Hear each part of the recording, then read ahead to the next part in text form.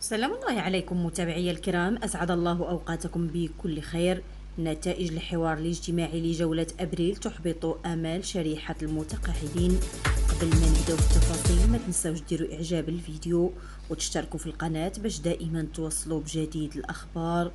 قالت تنظيمات وجمعيات تلوم المتقاعدين المغاربة إن هذه الفئة خرجت بخفي حنين من جولة الحوار الاجتماعي المركزي لأبريل بعدما لم تثمر هذه الجولة قرارا حكوميا رسميا يقضي بإقرار زيادة في المعاشات التي لم تتحرك لأكثر من عقدين، كاشفة أن ذلك سيدفع في اتجاه خوض مزيد من المحطات النضالية بالشارع.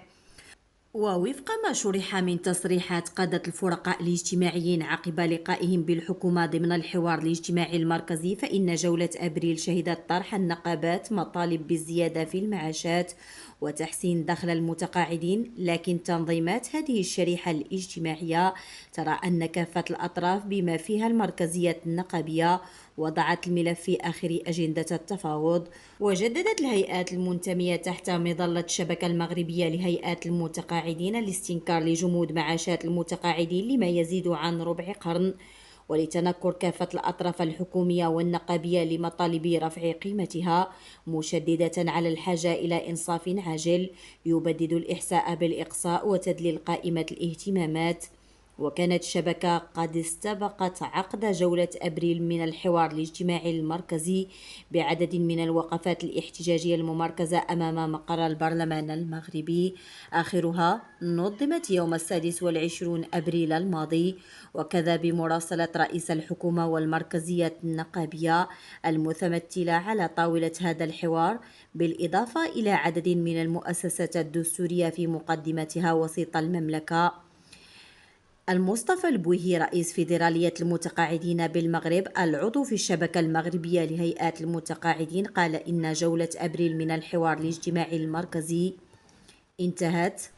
بنتيجة صفرية لهذه الفئة، فما دامت لم يتمخض عنها إعلان الحكومة والفرقاء الاجتماعيين عن قرار رسمي بالزيادة في المعاشات، فإنها بلا أي قيمة مضافة للشريحة الاجتماعية المذكورة. كما أضاف البويهي أن نتائج هذه الجولة لم ترضي أحدا بمن فيهم من شاركوا فيها، فما تمت ملاحظته هو حديث الحكومة ووزيرها للشغل عن زيادات أقرت للأجراء بالتحديد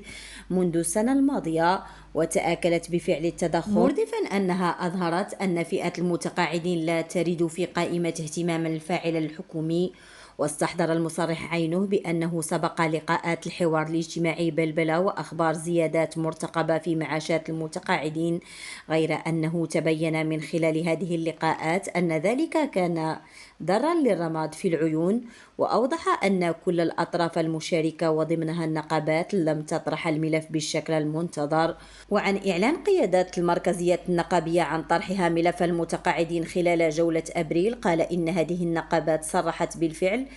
بترافعها عن الملف، لكن من خلال تصريحاتها وبياناتها يتضح أن قضية المتقاعدين جرى التطرق إليها من قبلهم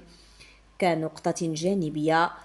وشدد رئيس فيدرالية المتقاعدين على أن الأخيرين يريدون إنصافهم ورفع الحيف عنهم بشكل عاجل، حيث أنهم باتوا يحسون بأنه جرى تجريدهم من المواطنة.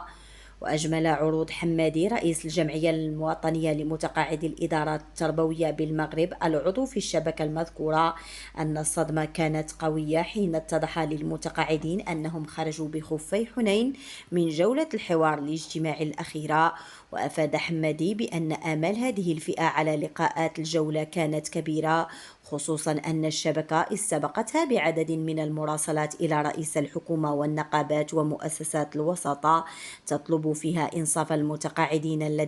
الذين ظلت معاشاتهم جامدة لأزيد من ربع قرن. وتعمق اليأس من قبل المتقاعدين بعد النتائج المخيبة لهذه الجولة، والتي أكدها بلاغ حصيلتها الصادر عن الحكومة وكلمة الوزير يونس سكوري بمناسبة فاتح ماي، وفق المتحدث، مشددا على أن ثمة إحساسا بتنكر جميع الأطراف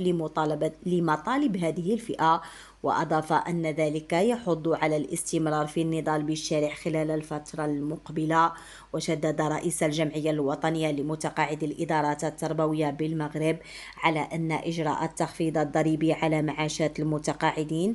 الذي جاء بعد سلسلة معارك نضالية لتنظيماتهم كان ضاحكا على الدقون وإمعانا في إدلال هذه الفئة، خصوصا أن ما ترتب عنه من زيادات لم تهم 96% للمتقاعدين واقتصرت على ذوي المعاشات المرتفعة أساسا.